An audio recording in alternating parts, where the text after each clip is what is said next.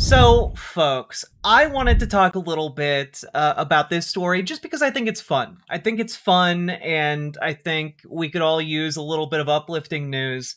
If you're a bit worried about how politics are going here in America, and fair, you should be. But it should be spurring you to action, not like freezing you in place, not spurring you into inaction, right? Because there was a special election down in Florida, in fact, in Trump's district, the place where he lives, the district Mar-a-Lago is in, had a special election, and Donald Trump voted in it by mail on Tuesday. So, all that being said, you want to know what happened with that seat? Democrats flipped it, baby. Not only did Donald Trump, maybe it's because Donald Trump voted by mail. Maybe Donald Trump, after railing against vote by mail for so long, he used the very tool of his own destruction. But no. It was a state level election. So this is in the Florida's state legislature. But the fact that state legislator seats in Florida are flipping, oh my god. In Florida, guys. 2-5. This is insane. Dare I say Florida on the horizon? I would not say Florida on the horizon anytime soon, but it's not inconceivable. If Donald Trump is losing home territory, it's pretty bad. It's a pretty bad sign. Yeah, I was just getting to that, Gamer G, because we're getting districts, and many of you have followed the special election results that have been coming in over the last year or so, and we've had seats flipping by 20, 30, almost 40 points in some cases. It is genuinely crazy. However, this particular one, let's take a look here. Gregory, a first-time candidate with a background in public health and mental health administration who now runs a fitness center for postpartum moms, defeated John Maples, a financial planner who had previously held a local council seat, by a little more than 2 percentage points, which means that Gregory flipped this seat by 13 points, which is, again, a lot of points. That is a big swing. And we're talking heart of MAGA country here. So, again, all of the signs that we are seeing as it gets closer and closer to the midterms, this is it's pretty bad for Republicans. And I think that we're going to start seeing Republicans positioning themselves for a defensive posture, as it were. And I think, by and large, a lot of the Republicans on the national level have kind of accepted that their swing state compatriots who are up for re-election in the midterms are going to be wiped out. They're going to be wiped out. They're okay with it because it doesn't affect them. They're in relatively safe seats. But if these swings keep materializing, I don't actually know how many seats are safely Republican anymore. This is completely shifting the math, right? The move that we're seeing here. Back in 2024, the GOP incumbent, then state representative Mike Caruso, won House District 87 by 19 points. While Democrats broadly wanted to win in Trump's backyard, the local campaign itself focused more on affordability and taxes. The contest got testy in the closing days, with supporters on both sides zinging their opponents in mailers and text messages. The win continues a series of blue special election wins and overperformances in Florida since Trump comfortably won the state in 2024. Basically, Donald Trump won by colossal margins in a lot of these red districts. They are comfortably red Republican districts. And he won by pretty significant margins when it comes to Republican territory. But what is happening here is that he has, in the past year and some change, pissed all of that goodwill away and heavily mobilized Democrats.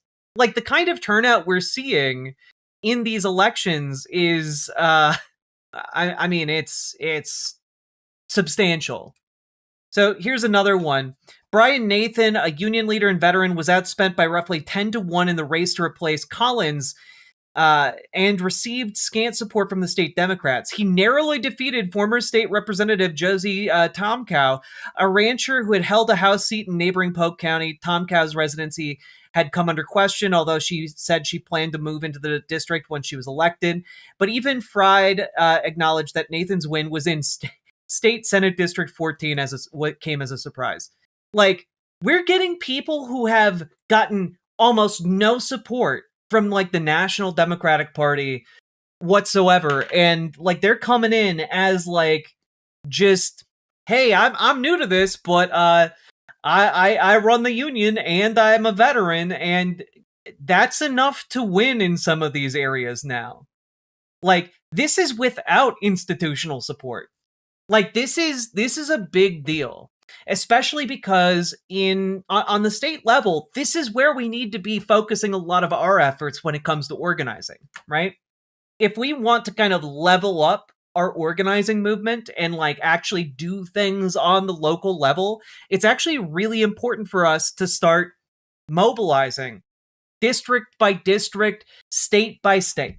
And what's really cool here, guys, is when you start consolidating that amount of power and that kind of power in a leftward direction, you can actually do some really, really cool stuff. One of the things that I saw, and I've been thinking about a lot in particular, is how you can leverage local power to great effect when it comes to your city, right? Because your city is or your town is actually a pretty powerful entity. And a lot of people tend to downplay it or tend to think of it as like boring stuff, but your city can actually step up and take on really, really big challenges. In particular, I'm thinking about this article from earlier today, okay? Baltimore sues Elon Musk's AI company over Grok's fake nude images. The lawsuit argues XAI failed to disclose risks, limitations, and exposure to harm that came with using chatbot. And it got me to thinking, why on earth should we stop with Baltimore? Like, if you are getting your shit together on a local level, get your local city or town to levy a lawsuit against XAI. Why not?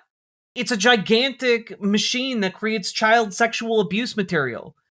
Like, it just churns that shit out. We should be fighting this tooth and nail with every tool we have. Every city, every town in America should be suing Elon Musk and his wealth out of existence. Like, genuinely, you know, you might think, well, you know, they wouldn't wind up paying that much in damages. You can look at, you know, Meta just got hit by, I think, New Mexico for like $375 million, but that's like nothing to Meta. But now think about if instead of just paying $375 million to just New Mexico, imagine if they had to pay tens or hundreds of millions to each of our cities and towns for this kind of damage. And like, you start to see how this can take on the appearance of death by 1,000 cuts. And this is something that we should be working towards. Why shouldn't the residents of your town and city be compensated for the fact that these gigantic social networking sites are using your publicly posted data? Regardless of whether you're rural, urban, whatever, they're taking your data from the internet and like you and using it. Class action by cities and towns. Not even necessarily a class action. Just file individual lawsuits. Make them fight each individual suit. Your city, your town has lawyers employed. Okay? Like, you can, in fact, put some people in charge of that and go to town against these massive companies that are profiting by exploiting you and your children. It is incredibly possible. This is exactly why we need to organize. You have tools available to you on the local level to expand this fight, to get justice for your communities, to protect your kids, to protect your neighbors. And like, you know what? Like, you can leverage your ability and make that happen. And I'm encouraging each and every one of you, join your local DSA, join your local Dems, make your Democrats more progressive, make your DSA more effective. Because guys, we got union organizers out there in every part of the country. You can find a union organizer.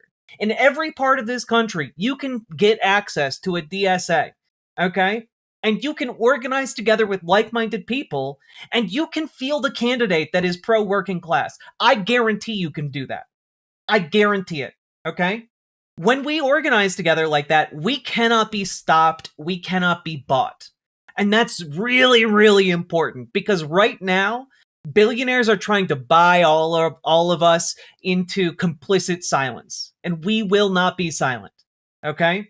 So, join your DSA. If you need help, join our Discord. Reach out to GamerG for help taking your first steps into DSA. And also, if you need advice on how to make your DSA more effective.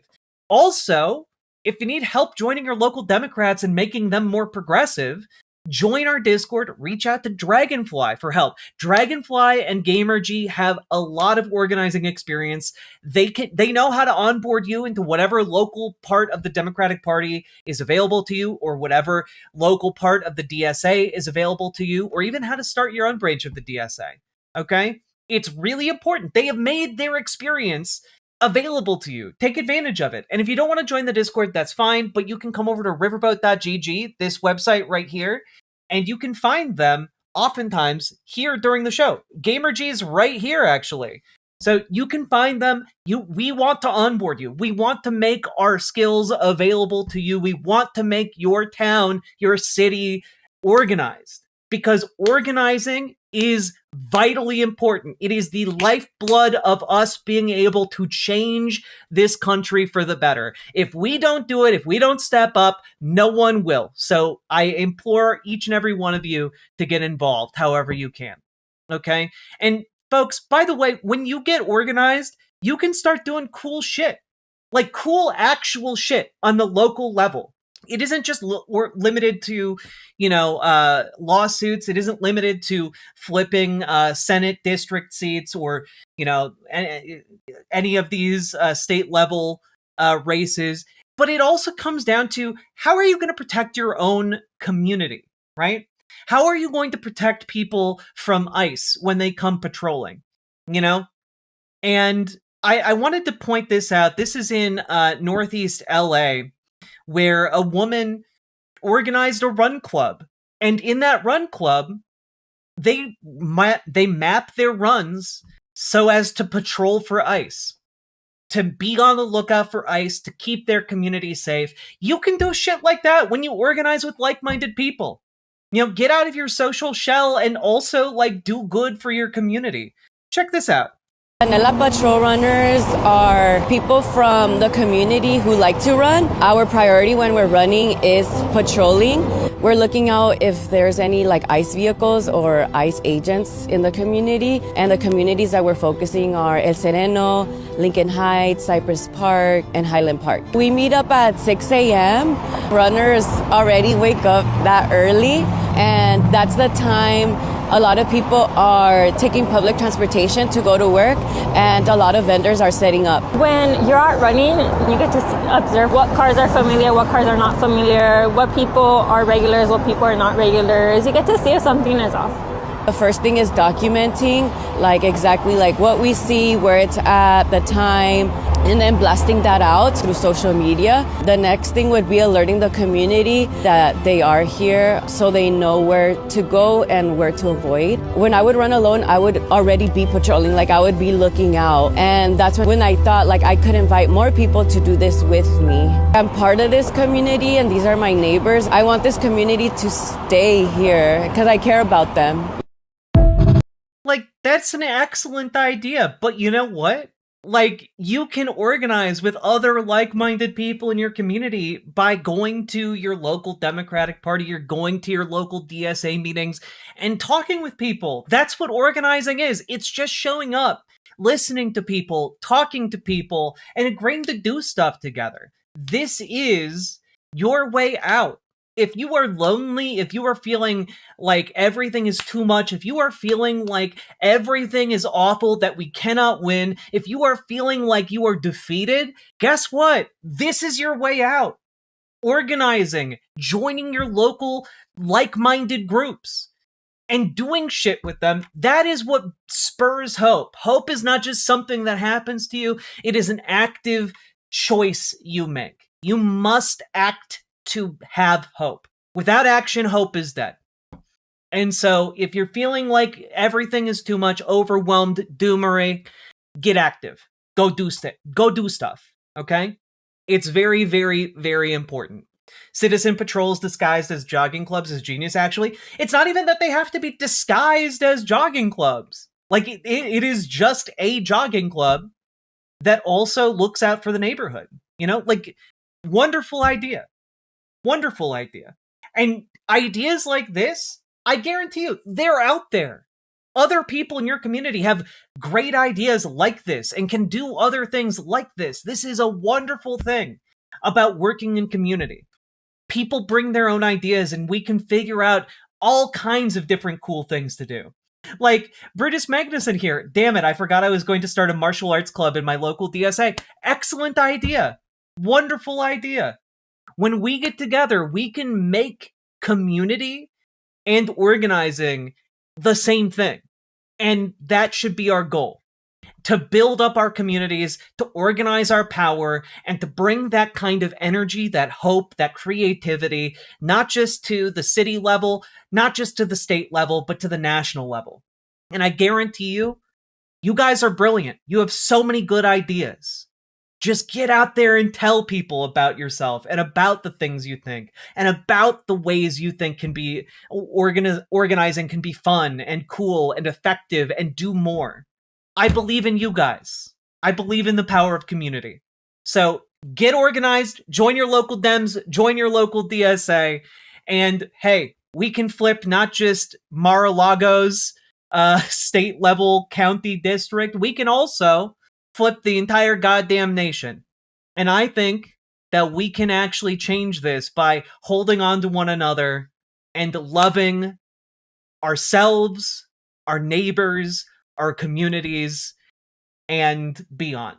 So all that being said, get organized. And if you got anything out of this, hit the like button, hit the subscribe button, and leave a comment longer than 8 words. Really helps in the algorithm. And also, folks, last but not least, check out ImogeneOlivia.com. Gender euphoric lingerie designed from the ground up for trans femmes, but also tested with cis men, cis women, non-binary folks. Everyone who's tried it thinks it's great. It fits. It is non-tucking lingerie. Whether you need a wider band size or a wider gusset just for comfort, it is comfortable, sexy, elegant. Check it out, ImogeneOlivia.com. Link down in the description, and let's keep on going, folks. Riverboat Jack is coming to town. All the viewers gather around. Twitch and YouTube and switchy streams. All that content is bursting the scenes. Politics, being plenty more. Your sense of fashion you'll adore. So grab your stuff and hop aboard. We're going straight to Jack's Discord.